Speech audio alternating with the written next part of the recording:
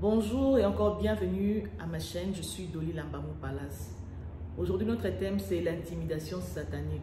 Nous sommes au mois de décembre, la fin de l'année, et la Bible dit « Vaut mieux la fin d'une chose que son commencement ».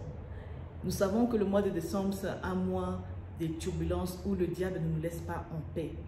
C'est un mois, selon les gens qui viennent de l'autre côté, qui disent que c'est un mois où le diable planifie ce qu'il va faire. Il a un agenda. Il doit faire un agenda pour l'année prochaine, comment combattre l'œuvre de Dieu, le corps du Christ, comment détruire le monde, comment opérer contre le corps du Christ. Alors aujourd'hui, j'aimerais dire à quelqu'un que nous ne devons pas nier que le diable est puissant. Parce que lorsque tu nies la capacité de ton ennemi ou bien de ton adversaire, tu auras du mal à prendre les armes nécessaires ou bien appropriées au combat ou bien à la capacité de ton adversaire. Nous devons reconnaître cela, mais au-dessus de tout ça, nous reconnaissons que notre Dieu, c'est lui qui a créé le diable, il est le Tout-Puissant. Il est plus fort que la créature. Donc ça, c'est déjà quelque chose que nous devons mettre dans notre tête pour pouvoir affronter les intimidations du diable. Et nous savons que le plan du diable, c'est dans Jean 10:10, voler, détruire, égorger. Comme la Bible dit, il est comme un lion rugissant, cherchant qui dévorer. C'est-à-dire qu'il opère avec intimidation. Intimidation de rugir comme un lion. Et nous savons qu'il n'y a personne qui peut entendre le rugissement de lion et ne pas paniquer, ne pas fuir, ne pas être intimidé. Voilà pourquoi aujourd'hui je voulais parler de cette intimidation. Nous voyons dans les livres d'Esther, l'histoire de Esther et Mardoché, ainsi que le juif et Aman. Aman qui était le bras droit du roi, il avait vraiment le pouvoir dans ce temps-là, dans ce gouvernement-là. Il en voulait à Mardoché, pour rien du tout. Il avait planifié vraiment de finir avec la vie de Mardoché. Il s'est alors arrangé, à pouvoir avoir un décret, loi contre les Juifs, sachant que Mardoché était juif. On peut imaginer comment est-ce que Mardoché était. Aman était dans la joie, Mardoché était dans la souffrance, dans la douleur, dans l'intimidation, dans la peur, de rugissement de Aman. Mardoché se sentait incapable de pouvoir se sauver, de sauver sa vie, de sauver les gens qu'il aime, son peuple. Mardoché s'est dit, je dois trouver une solution. Et la seule solution que Mardoché avait eue, c'était d'aller vers Dieu.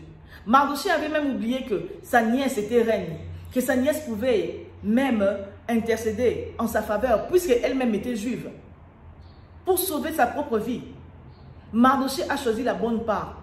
Avant de chercher l'intervention des hommes, Mardoché a cherché l'intervention de Dieu. Dans notre vie, cela nous arrive aussi. Que nous oublions de chercher d'abord l'intervention de Dieu. La personne qui est sincère, la personne sur laquelle tu es en train de compter, peut aussi être utilisée contre toi par l'ennemi. La Bible dit que le cœur de l'homme est tortueux par-dessus tout. Qui peut le connaître si ce n'est que Dieu lui-même? Alors faisons confiance d'abord à notre Dieu. Les décrets que Mardoché a pu avoir, jusqu'à promettre au gouvernement que si je fais tomber les Juifs, je ramènerai beaucoup plus d'impôts, beaucoup plus d'argent dans les caisses de l'État. Il a pu avoir le décret. Nos ennemis, ils font des contrats terribles sur nos têtes, des contrats terribles contre nous. Ils font des promesses terribles pour que nos têtes puissent tomber. Ils font des coalitions terribles. Nous, aujourd'hui, nous devons aussi changer de forme de combat. Nous devons aller à genoux devant Dieu, sous forme d'humilité. Que nos âmes puissent porter ces sacs de Mardoché. Que nos âmes puissent être couvertes de cendres. Lorsqu'Esther a entendu que son oncle lui a fait honte de s'habiller ainsi, et elle a cherché à savoir pourquoi, Mardoché lui a dit, regarde, nous sommes en danger, va intercéder en notre faveur.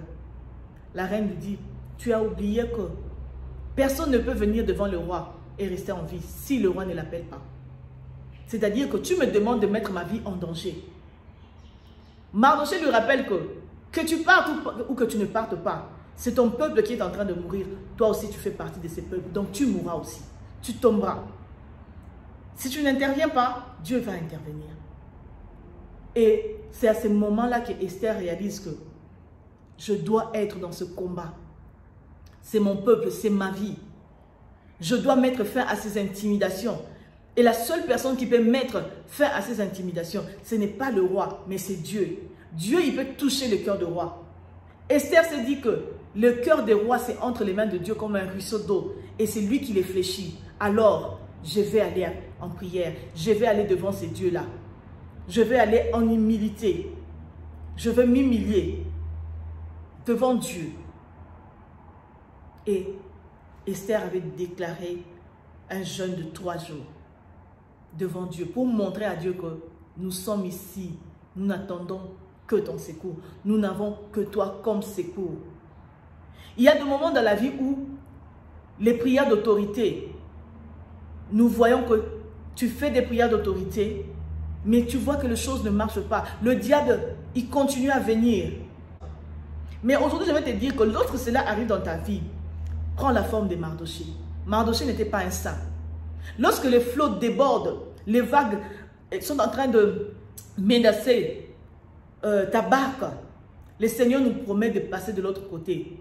Prends la forme d'humilité, crie à Dieu. Même les apôtres ont fait ça. Jésus, Seigneur, Maître, ne vois-tu pas que nous sommes en train de couler?